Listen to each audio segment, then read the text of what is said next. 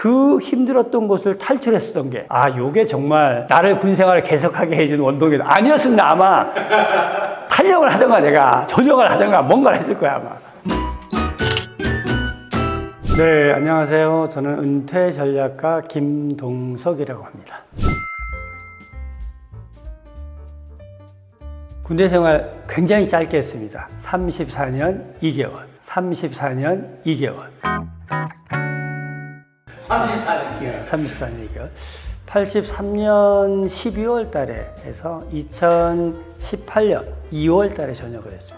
그러니까 이제 83년도 군번인 거죠? 네, 83 군번입니다. 긴 군생활 중에 좀 기억에 남는 뭐 여러 가지가 있겠지만 군생활하는 동안에 자기가 원하는 꿈이 있다. 그러면 도전하면 갔다 올 수 있는 외국 유학 기회는 굉장히 많이 있습니다. 그 중에 한 번 미국 갔다 왔던 게 기억에 많이 남습니다. 이제 뭐 그거는 이제 좀 전문적인 얘기고 좀 재밌는 이야기. 재미있는 이야기보다는 슬픈 이야기인 거지. 하사 때 막 군대 생활했을 때 어느 날 갑자기 발령 나가지고 인천 앞에 가보면 지금은 그 관광지가 되는데 팔미도라는 섬이 있어요. 그때 당시 거기는 무인도 군인들만 있는 섬이었어. 어느 날 갑자기 내가 거기 간 거지. 가보니까 민간인 아무도 없어. 딱 두 사람 민간인이 있더라고. 누구냐? 등대지기 2명. 그리고 나머지 군인들밖에 없는 거야. 그러니까 밤중에 경비수로 갈 때 혼자 가는 거야. M16 들고. 근데 한밤중에 막 묘지도 있어. 그 옆에 가서 혼자 서야 되는데 머리가 막 삐쭉삐쭉 쑤면서 무서운 거지. 근데 더 웃긴 건 그렇게 하고 나와서 이제 내무반에서 딱 누우면 뭐가 보이냐? 인천 연안부대 불빛이 바짝바짝 보이는 거야. 그러니까 그냥 뭐라 그럴까, 탈영하고 싶은 마음이 엄청나게 드는 거지. 근데 주변은 다 바다야. 갈 수가 없는 거지. 그때 이제 내가 또 사랑하던 여자친구가 있었잖아. 이거 10사람이 보면 안 되는데.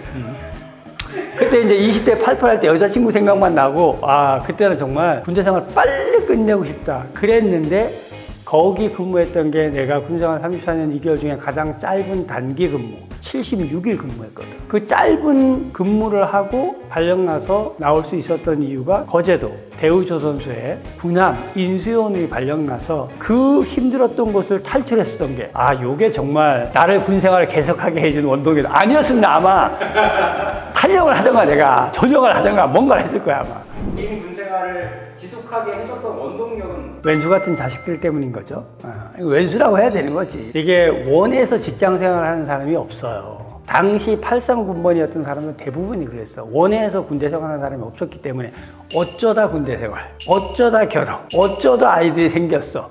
그러니까 이제 당시 내가 전역해서 우리 가정을 어떻게 책임져야 되나, 이런 가장으로서의 책임감을 생각하다 보니까 조금 더 하지 뭐, 조금 더 하지 뭐 하다 보니까 이게 결국은 정년 임박할 때까지 가지 않았나 싶은 생각이 듭니다.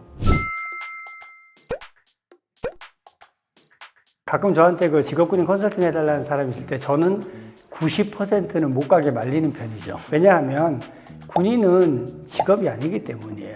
어느 누가 월급을 준다고 해서 자기 목숨을 내놓을 수 있는 직업은 없거든요. 근데 군인은 그런 거예요. 총알이 날라와서 내가 아무리 두려워도 가라고 하면 가야 되는 사람들이 군인이기 때문에.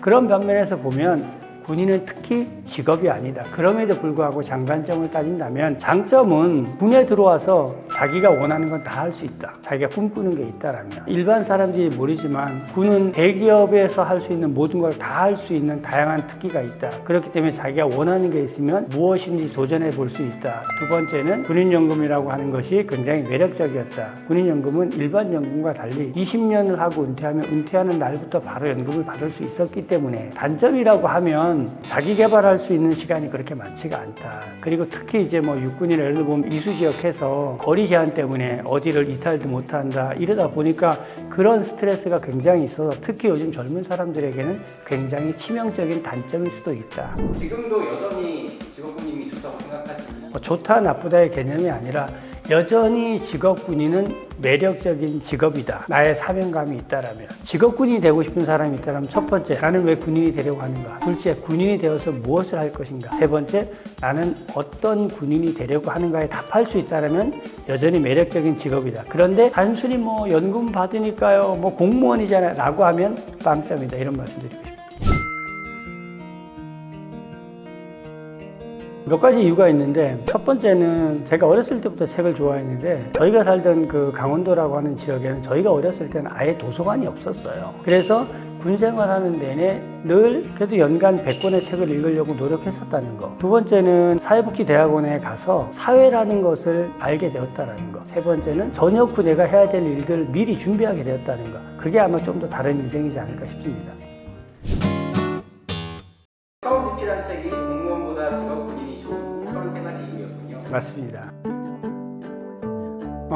미안함 때문이었죠. 그때 당시가 TV 드라마 태양의 후예가 한창 뜰 때였어요. 당시 그 시민대학에서 내가 직업군인에 대한 재능기부 강의를 할 수 있었는데 거기에 왔었던 부모님들에게 제가 직업군인에 대한 이야기를 해주니까 이분들이 깜짝 놀라서 왜 우리는 모르나요?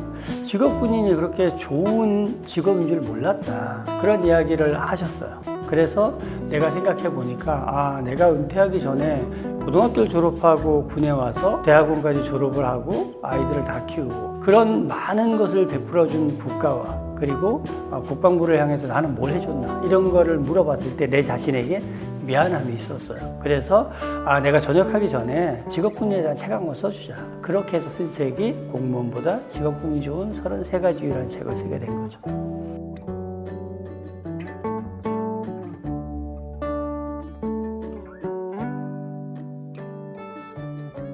진짜 은퇴 3대 자산 이게 준비되어 있으면 진짜 은퇴.